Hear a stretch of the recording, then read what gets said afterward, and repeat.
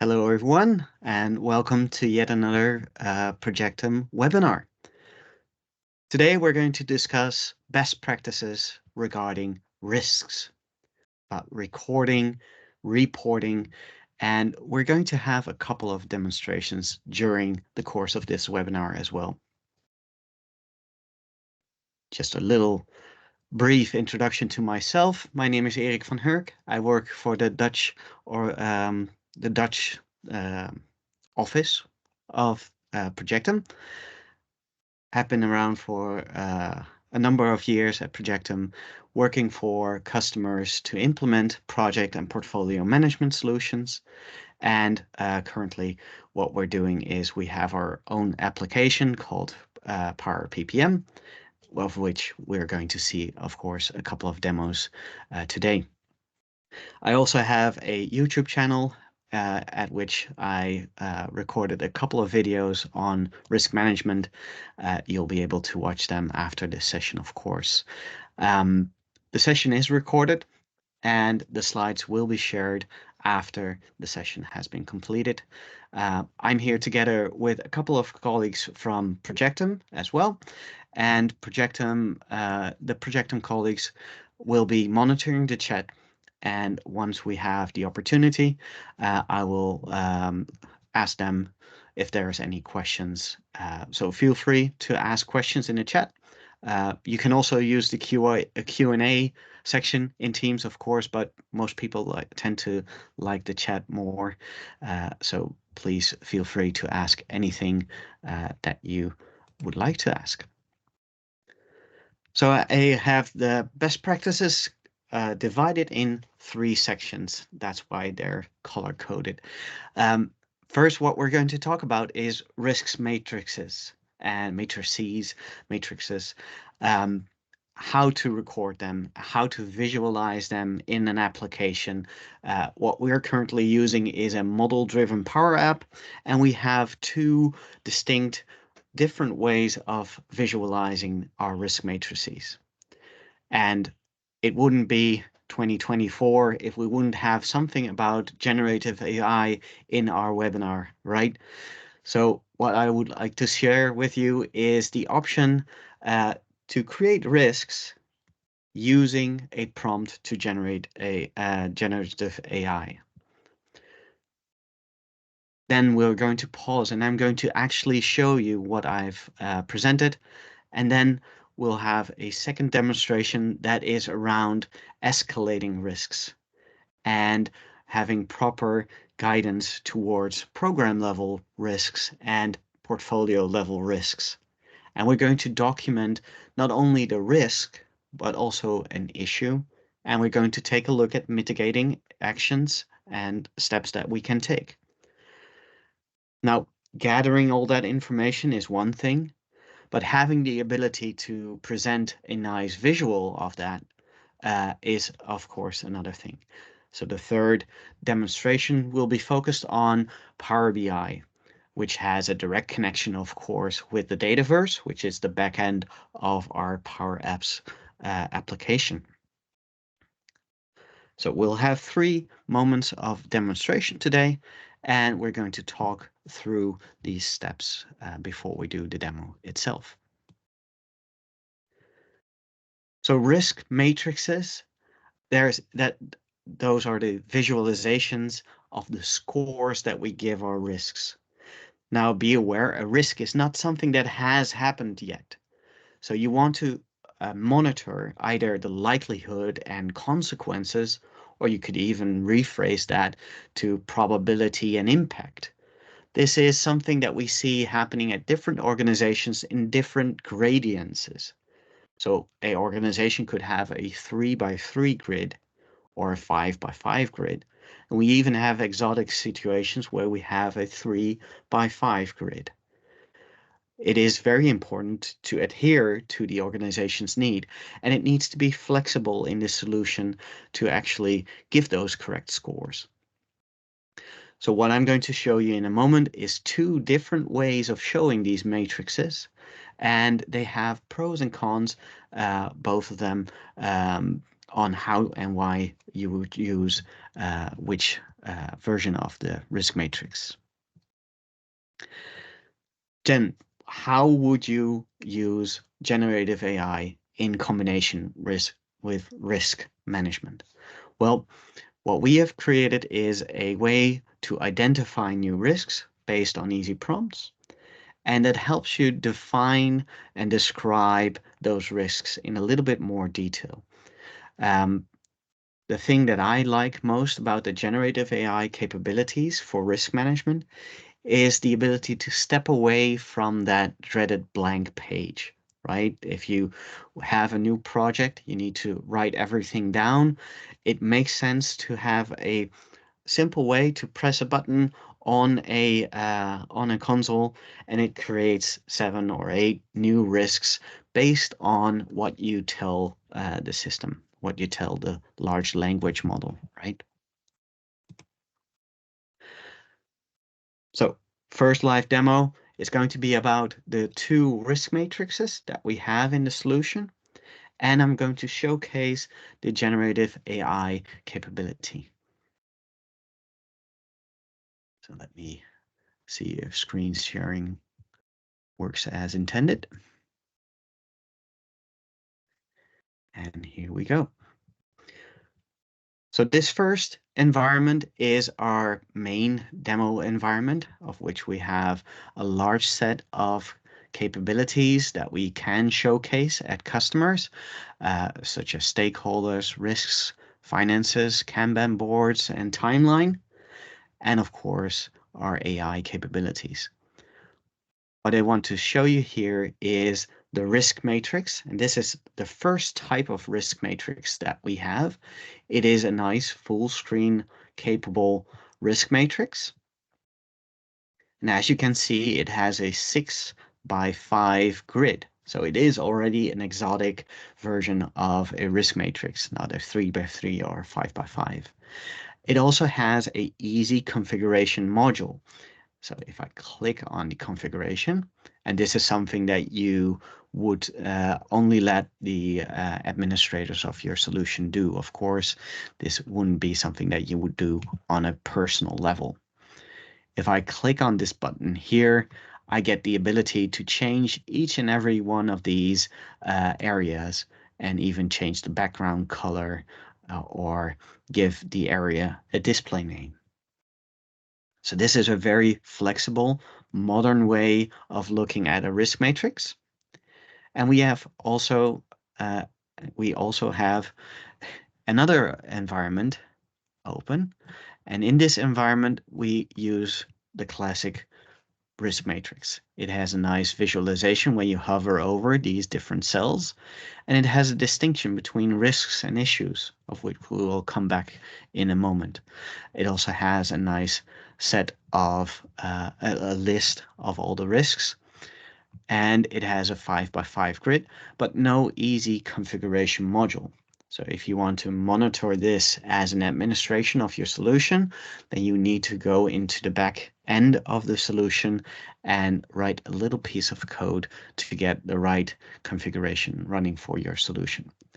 What you can see here is that we also have a different way of leveraging green, amber, yellow, and red values.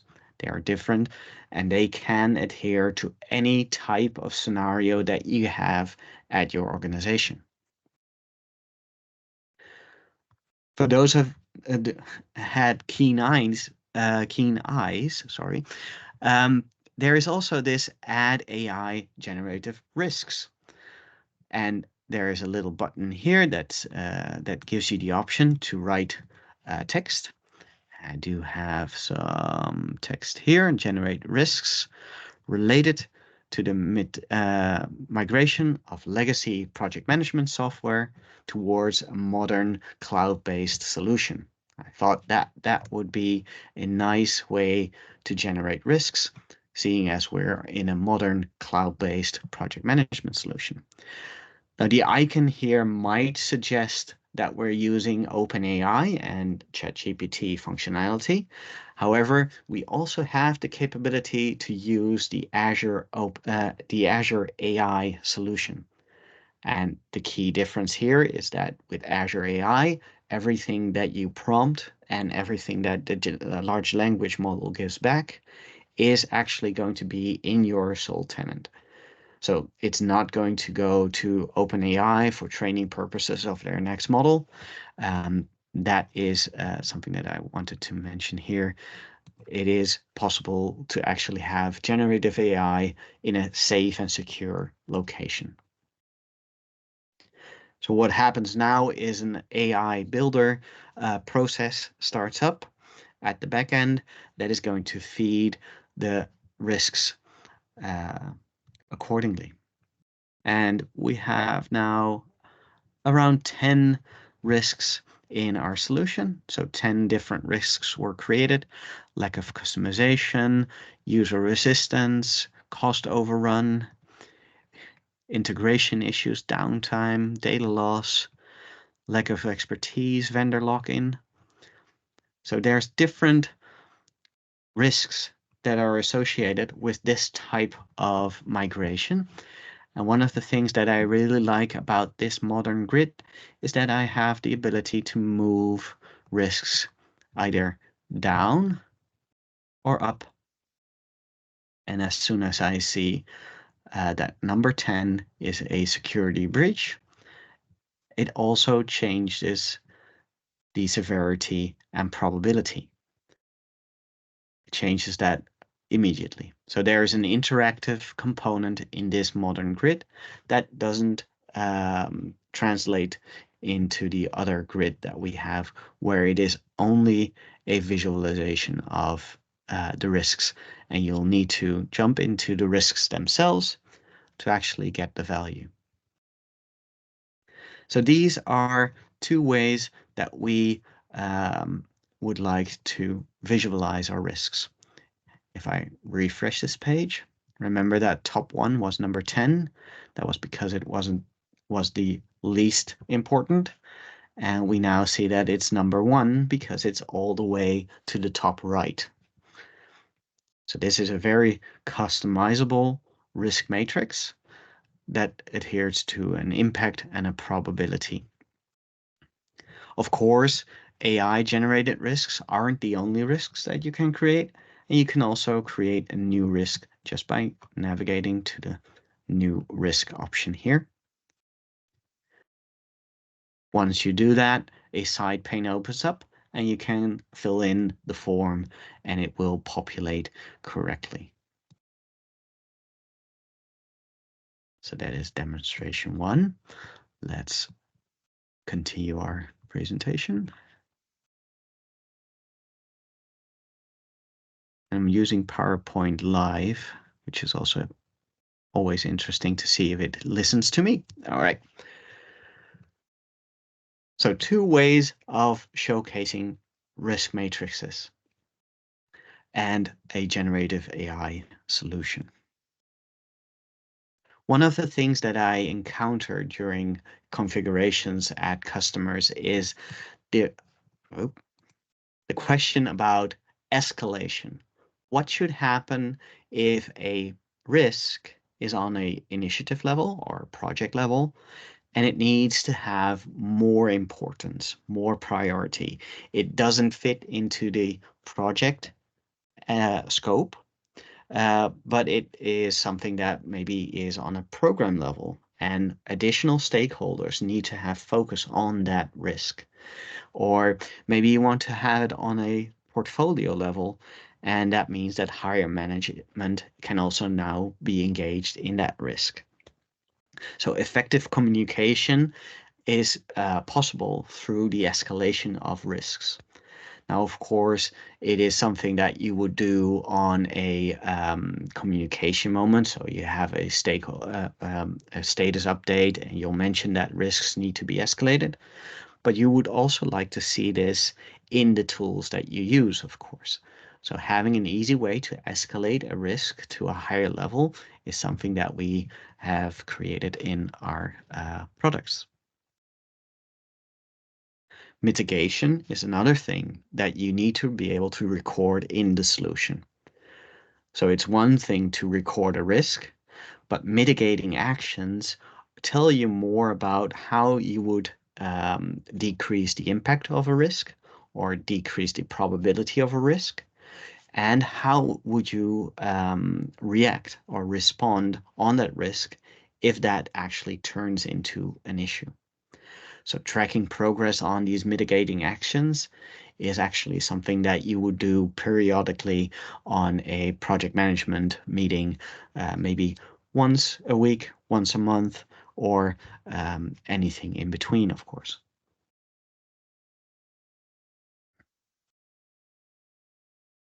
And then last thing that you would need to be aware of is what happens if a risk turns into an issue. So remember, risks are something that can happen, and an issue is something that has already happened. So how does that affect the project or the organization as a whole? Normally, risks are negative values or issues are negative values, so it will have negative consequences for your project. And based on how good you were able to mitigate those actions or mitigate those risks, the consequences could be alleviated more. So how do you properly address those issues in a solution such as ours?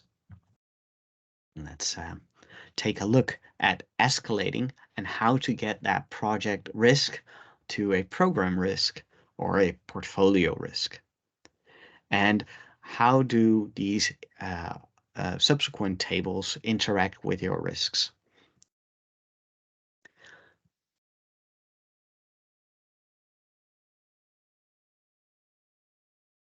And back at. So in this environment, we've created the ability to escalate a risk to another level. What we see in the subgrid here is we have risks on initiative, and we have our risk names, and we have an issue name. And on the far right, we see that there is a mention of a program risk or a portfolio risk. What we've envisioned is that on a project individual level, we would still want to monitor our risks, even if there are a program risk or a portfolio risk. For this project, what we've done is aligned it to a portfolio and a program.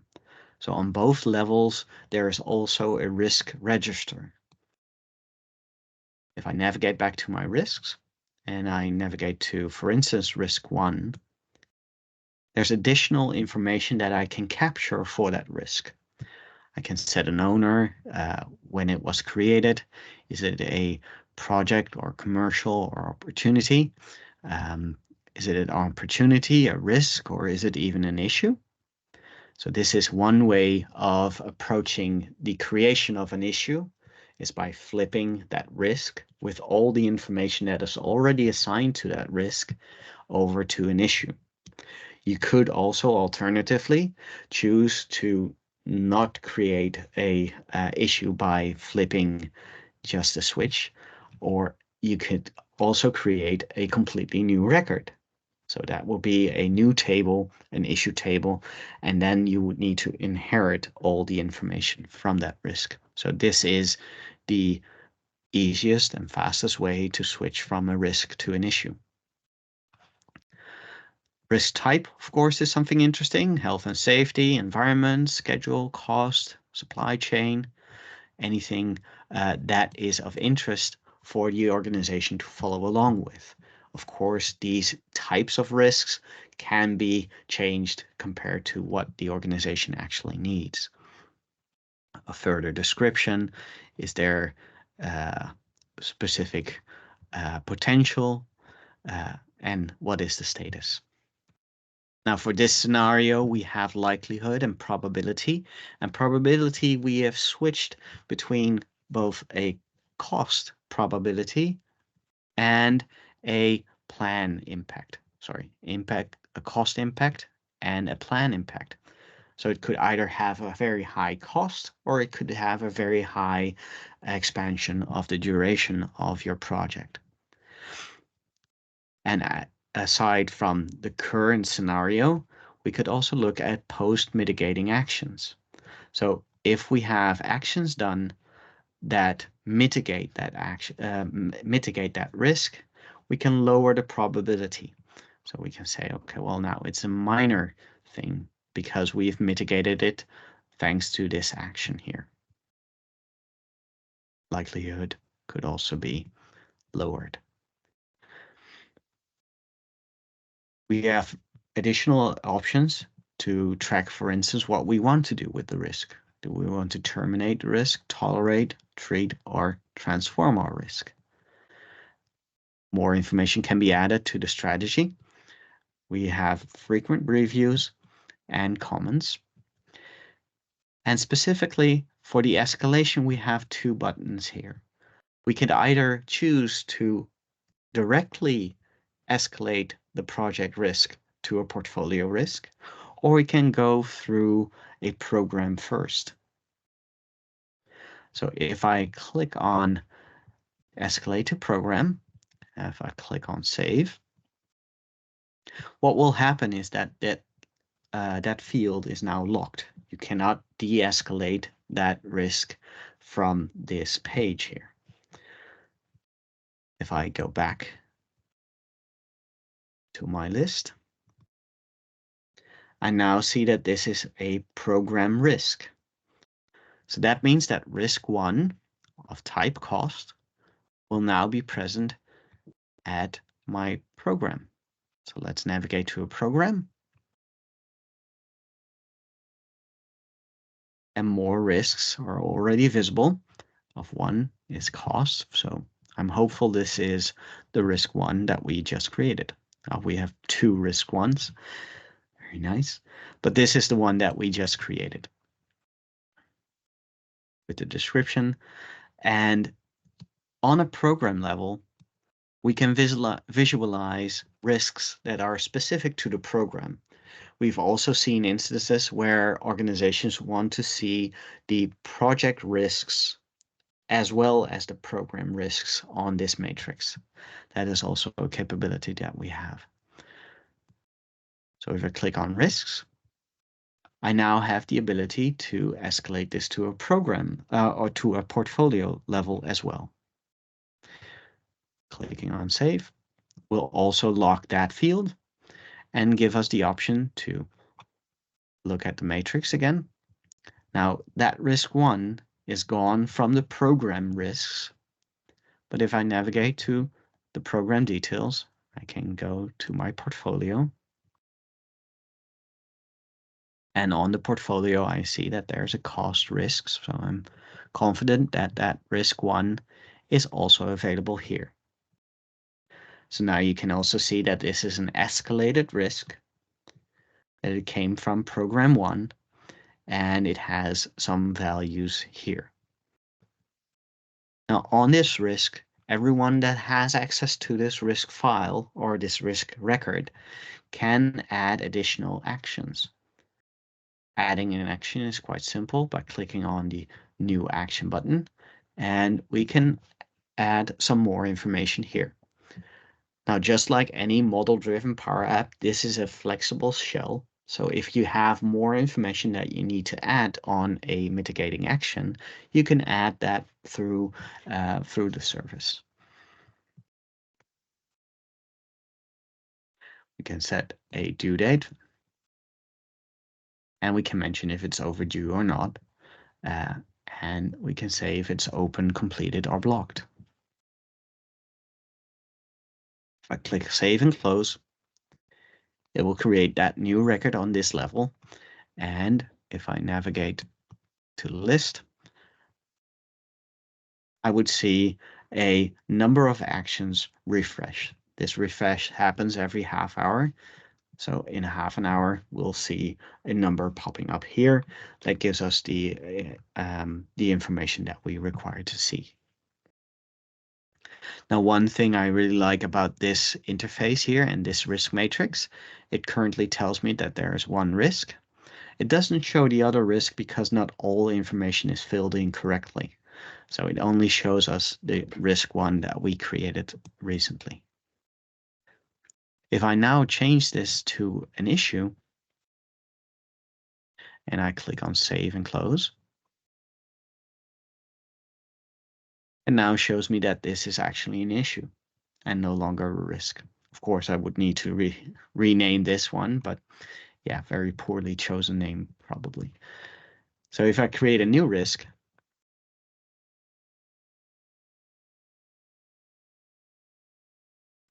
and you can see here that there's limited information that I can fill in from this side pane. If I click on Save and Close, I can see that the risk on portfolio level now shows up here. And if I refresh this page and navigate back to the risks, I can see that it pops up in this field on the 3x2 grid of the matrix.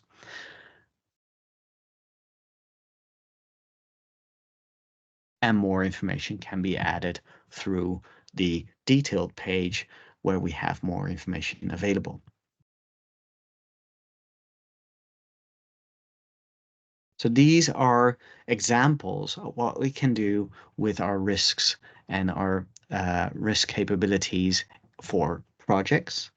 One more thing to show you on the risk matrix here is that we have this drop-down box here.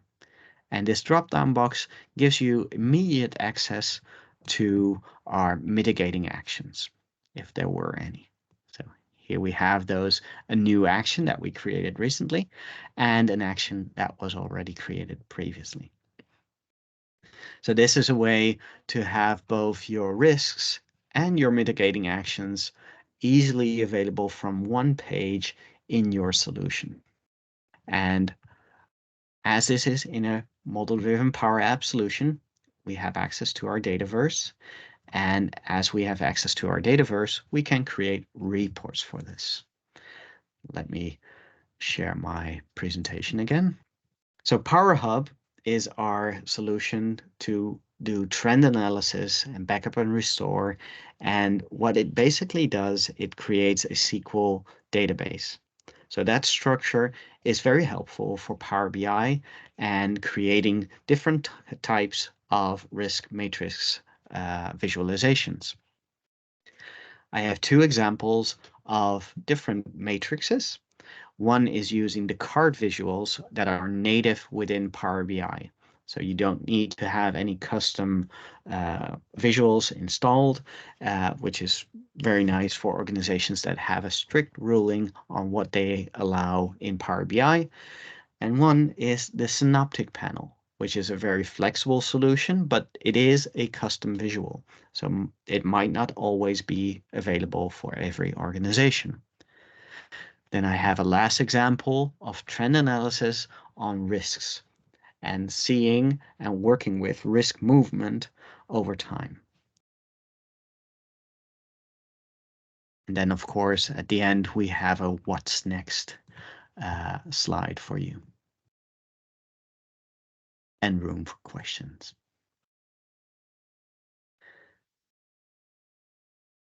See, here is example one of risk matrix, right? What we see is that there's multiple risks and there's a probability and likelihood or impact, and there are number values here. And what you already see, what you probably already see, is that each of these cells is actually a card visual. Now that risk count is actually filtered based on the location that it has on the grid.